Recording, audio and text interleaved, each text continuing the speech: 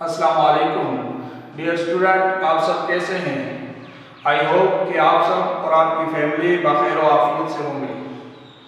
آج کا ہمارا ٹاپک ہے بیٹا کلاس 9 لیکچر 1 اور سورہ انفال۔ سب سے پہلے بیٹا ہم چلتے ہیں اپنے سلیبس کا تعارف کرواتے ہیں کہ ہم نے پورے سال میں پڑھنا کیا ہے۔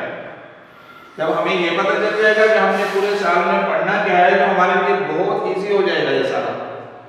تو بیٹا سب سے پہلا ہمارا کوشچن ہوگا منہج القرآن، یعنی قرآن پاک کے حصے میں سے ہم نے کیا پڑھنا ہے، قرآن پاک کے تحفے میں سے ہم نے کیا پڑھنا ہے۔ تو 9th کلاس کے اندر بیٹا سورہ انفال جو کہ 10 رکوعات اور 75 آیات پر مشتمل ہے، یہ آپ کے سلیبس میں شامل ہے۔ سیکنڈلی بیٹا منہج الحدیث، پیارے نبی صلی اللہ علیہ وسلم کی حدیث میں سے تحفہ۔ تو بیٹا 10 احادیث ہیں جو شارٹ احادیث ہیں، آپ کے بریک ڈاؤن میں آپ کے سلیبس میں شامل ہیں۔ اور جو تیسری چیز ہے بیٹا وہ ہم نے پڑھنی ہے موضوعاتی مطالعہ۔ اس میں بیٹا ٹوٹل 4 چیپٹر ہیں آپ کے۔ فرسٹ چیپٹر کا نام ہے بیٹا تعارف قرآن۔ اس میں بیٹا 3 کویسچن ہے۔ فرسٹ کویسچن ہے قرآن کا تعارف، سیکنڈ کویسچن ہے قرآن کے فضائل، اور تھرڈ کویسچن ہے بیٹا اس کے اندر قرآن کی حفاظت اور تدوین۔ اس کے بعد بیٹا دوسرا چیپٹر ہے علم کی اہمیت۔ اس میں بیٹا 2 کویسچن ہیں، علم کی اہمیت قرآن کی روشنی میں اور علم کی اہمیت احادیث کی روشنی میں۔ اور بیٹا تیسرا چیپٹر ہے اللہ اور اس کے رسول پاک صلی اللہ علیہ وسلم کی محبت و اطاعت۔ اس میں بیٹا 3 کویسچن ہیں۔ فرسٹ کویسچن ہے اللہ کی محبت سے کیا مراد ہے، سیکنڈ کویسچن ہے بیٹا رسول پاک صلی اللہ علیہ وسلم کی اطاعت کیوں ضروری ہے، اور تیسرا کویسچن ہے بیٹا ختم نبوت پر نوٹ لکھیں۔ اور فورتھ چیپٹر ہے بیٹا طہارت اور جسمانی صفائی۔ اس کے اندر بیٹا وضو کا طریقہ، غسل کا طریقہ، روحانی فائدے صفائی کے، جسمانی فائدے وہ کیا ہیں، وہ سارے اس میں ڈیٹیل کے ساتھ ڈسکس ہوں گے۔ تو بیٹا یہ ہے مختصر آپ کا پورے سال کا سلیبس ہے، بریک ڈاؤن ہے جو آپ نے پڑھنا ہے، وہ انتہائی ایزی ہے۔ یعنی سورہ انفال کمپلیٹ اور 10 احادیث اور 4 چیپٹر۔ اب ہم آتے ہیں بیٹا تدریسی مقاصد کی طرف کہ ہم اس میں پڑھیں گے کیا اور کیوں پڑھیں گے۔ دیکھیں فرسٹ جو ہے الکلمات و تراکیب، عربی میں ان کو الکلمات و تراکیب کہا جاتا ہے بیٹا، اردو میں ان کو الفاظ، معنی، اور انگلش کے اندر ورڈ میننگز، ٹھیک ہے بیٹا۔ تو یعنی جو قرآن کریم کے الفاظ اور معنی ہیں وہ ہم کو سب سے پہلے وہ آنے چاہیے۔ اور دوسری چیز بیٹا شان نزول، بعض آیات ایسی ہیں کہ جن کا کوئی نہ کوئی پس منظر ہے، بیک گراؤنڈ ہے کہ جی اللہ تعالیٰ نے کس موقع پہ نازل کی، کیوں نازل کی، تو وہ ہمیں پتہ ہونی چاہیے۔ اور تیسرا ہے بیٹا مشقی سوالات، ٹھیک ہے، جو ایکسرسائز کے کویسچن ہیں جن کو عربی کے اندر التمارین کہا جاتا ہے۔ امتحانی نقطۂ نظر سے دیکھیں بیٹا یہاں ہم بالکل شارٹلی اپنا پیپر بھی ڈسکس کر لیتے ہیں۔ بیٹا ہمارا پیپر ہوتا ہے 50 مارکس کا، اس میں بیٹا 3 پارٹس ہیں، سیکشن الف، سیکشن بے، سیکشن جی، یا سیکشن اے بی سی، جیسے آپ کہہ لیں، جیسے آپ کے لیے آسانی ہو۔ فرسٹ جو سیکشن ہے سیکشن اے، اس کے اندر بیٹا 10 MCQs ہیں، ٹھیک ہے، وہ آپ نے پورے آنسر ان میں سے چوز کرنا ہوتا ہے، وہ آپ کے 7 مارکس سے بیٹا، وہ اگر آپ نے صحیح کر لیا تو پورے 10 مارکس آپ کے آ گئے۔ اور سیکشن بے جو ہوتا ہے بیٹا اس میں ہمارے پاس 7 شارٹ کویسچن ہوتے ہیں جن میں سے 5 اٹمپٹ کرنے ہوتے ہیں ہمیں، وہ بیٹا 25 مارکس کا ہے۔ اس کے بعد بیٹا سیکشن جیم ہے، تو اس کے اندر بیٹا ہمارے پاس 3 کویسچن ہوتے ہیں، 3 میں سے ہم نے 2 اٹمپٹ کرنے ہوتے ہیں۔ اور یاد رکھیے گا بیٹا سیکشن جیم میں ہر کویسچن کے 2 پارٹس ہوتے ہیں، جز الف، جز بے۔ تو جس کویسچن کو آپ کر رہے ہیں، فار ایگزامپل کویسچن نمبر 3 آپ کر رہے ہیں، اسی کے 2 پارٹ کرنے ہیں۔ یہ نہیں ہے کہ آپ کویسچن 4 کا اٹھا کے ایک کر دیں اور ایک کویسچن 5 کا، اس سے آپ کے نمبر جو ہے وہ کم ہو جائیں گے اور نمبر بعض دفعہ ایگزامینر نمبر لگائے گا بھی نہیں۔ تو یہ ہے ہمارا بالکل مختصر 50 مارکس کا پیپر، ٹھیک ہے، جو ان تینوں ٹاپک سے ہی آئے گا، اس کا جو زیادہ حصہ ہے، زیادہ پورشن ہے، وہ بیٹا سورہ انفال سے آتا ہے، جس کے اندر الکلمات و تراکیب، مختصر سوالات جوابات، لانگ کویسچن، اور اس میں احادیث اور موضوعاتی مطالعے، اور پھر منہاج الحدیث سے کوئی نہ کوئی احادیث بھی آتی ہے بیٹا، موضوعاتی مطالعے سے کوئی نہ کوئی کویسچن بھی آتا ہے۔ تو بیٹا ہم چلتے ہیں فرسٹ کویسچن کی طرف۔ جیسے میں نے فرسٹ 3 شارٹ کویسچن لکھے ہیں کہ جی سورہ انفال کون سے پارے میں واقع ہے۔ فرسٹ کویسچن ہے بیٹا سورہ انفال کون سے پارے میں واقع ہے۔ سب سے پہلے ہمیں یہ کنفرم ہونا چاہیے کہ سورہ انفال کون سے نمبر پہ آتی ہے، تو 8ویں نمبر پہ آتی ہے۔ کون سے پارے میں واقع ہے بیٹا، تو 9ویں اور 10ویں پارے میں واقع ہے۔ سیکنڈلی بیٹا جو ہمارا MCQ بھی بنتا ہے کہ سورہ انفال کی کتنی آیات ہیں، تو 75 آیات ہیں بیٹا۔ غزوہ بدر کب پیش آیا بیٹا، 17 رمضان بروز جمعۃ المبارک سن 2 ہجری۔ تو اب آئیے سورہ انفال کا تعارف کرتے ہیں۔ پوری سورہ انفال کا تعارف ہم کر لیتے ہیں تاکہ ہمارے لیے ایزی ہو جائے کہ ہم جب اس کو پڑھنا سٹارٹ کریں تو ہمارے ذہن میں اس کا پورا خاکہ آ جائے۔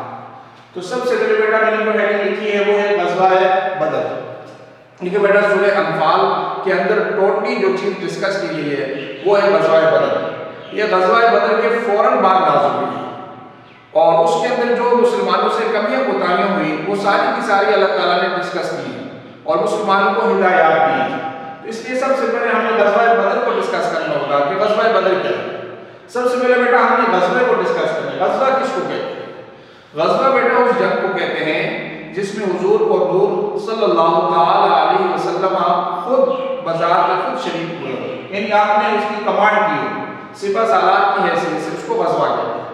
تو بیٹا اسلام کا پہلا غزوہ بدر یہ ایسا ہوا بیٹا چونکہ اسلام امن، سلامتی، محبت کا درس دیتا ہے، تو اسلام میں غزوات جو ہوئے ان کا بیک گراؤنڈ کیا ہے، مختصر دیکھیے بیٹا اس طرح ہوا کہ جب حضور علیہ السلام مکہ سے ہجرت کی مدینہ آئے تو بڑے پرسکون طریقے سے وہاں رہ رہے تھے۔ مدینہ کے تمام قبائل نے آپ کو اپنا بادشاہ تسلیم کر دیا اور مدینہ کی ریاست کے لیے آپ نے 48 نکات پر مشتمل ایک تحریری آئین بھی بنوایا، یعنی پہلا تحریری آئین جس میں تمام مذاہب کے لوگوں کو حفاظت کے ساتھ ساتھ اور ان کے سارے بنیادی حقوق انہیں ملیں گے۔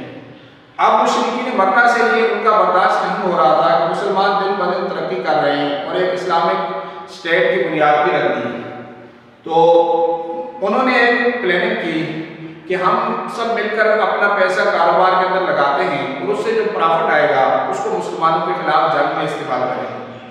ابو سفیان رضی اللہ تعالیٰ عنہ جو ابھی تک مسلمان نہیں ہوئے تھا تو وہ ان کی قیادت میں ایک تجارتی قافلہ شام گیا۔ شام سے جب وہ واپس آ رہے تھے تو شام کی اور مدینہ کی جو سرحد ہے اس کے ساتھ ساتھ سے یہ راستہ جا رہا تھا جس کو ہم عربی کے اندر بیٹا کہتے ہیں بحر احمر اور انگلش میں ہم کہتے ہیں ریڈ سی، یعنی جو بحر احمر ہے ریڈ سی ہے بیٹا، اس کے کنارے مسلمانوں کی فوج کے لوگ جو ہے وہ گشت کر رہے ہیں۔ انہیں جب پتہ چلا کہ ابو سفیان کا تجارتی قافلہ آ رہا ہے تو حضور علیہ السلام نے فرمایا اس کا تعاقب کریں، اس کا پیچھا کریں، یہ ہمارے خلاف جنگ کریں گے۔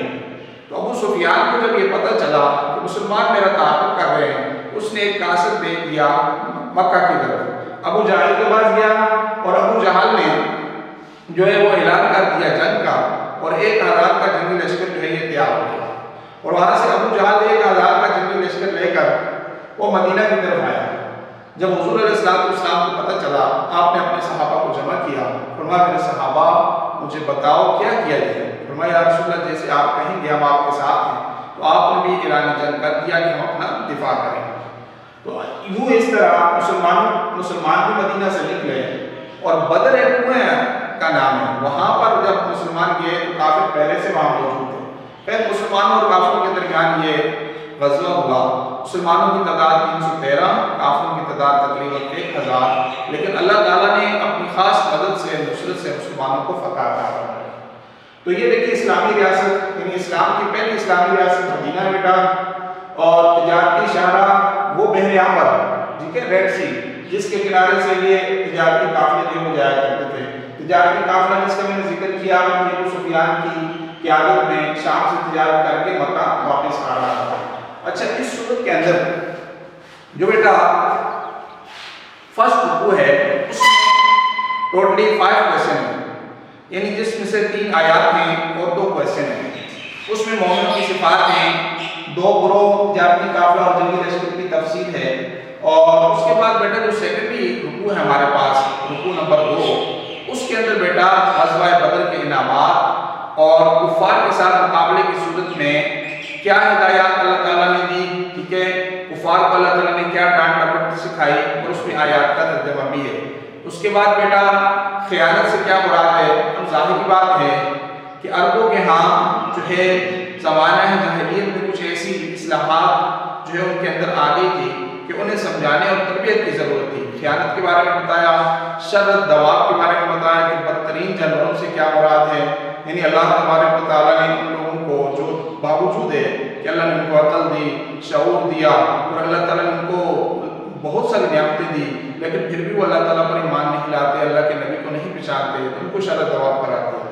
اسی طرح بیٹا اسپیشلی مال غنیمت کہتے ہیں وہ مال جو کافروں کے ساتھ جنگ کی صورت میں حاصل ہوتا ہے، ٹھیک ہے، جیسے ہمارے ہاں اب بھی جو انگلش لٹریچر میں جب ہم لوگ پڑھتے ہیں اس کو لوٹا ہوا مال کہتے ہیں۔ تو ایکچولی لوٹا ہوا مال اور مال غنیمت میں ایک فرق ہے بیٹا۔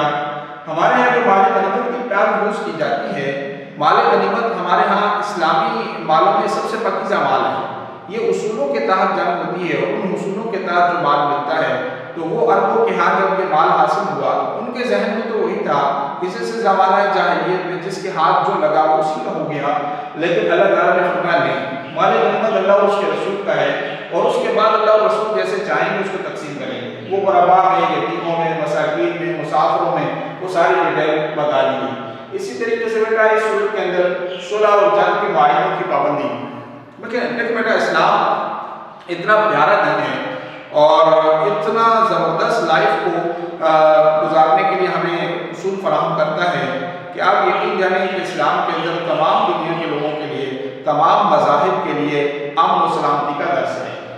اسلام اتنا پرسکون دین ہے کہ وہ یہ نہیں چاہتا کہ آپ جاتے ہوئے راستے میں سے کوئی پودا توڑ دیں، وہ یہ نہیں چاہتا کہ آپ دریا کے کنارے بیٹھے ہوئے پانی زیادہ استعمال کریں۔ اسلام یہ نہیں چاہتا بیٹا کہ آپ کسی کا بھی دل دکھائیں۔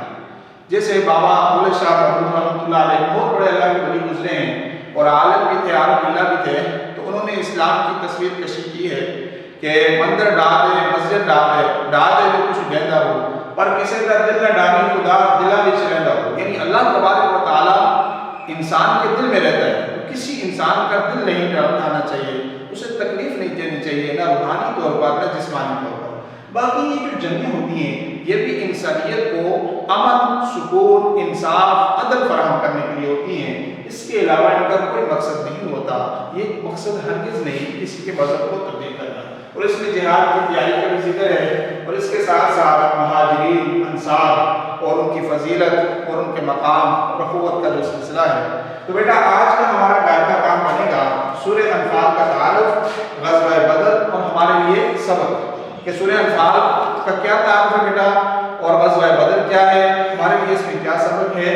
ہمارے لیے اس میں سبق یہ ہے کہ ہم اللہ تعالیٰ اور اللہ کے حبیب صلی اللہ علیہ وسلم کے بتائے ہوئے طریقوں کے مطابق اپنی زندگی گزاریں تاکہ یہ دنیا بھی جنت بنے اور مرنے کے بعد بھی جنت میں ہم چلے جائیں۔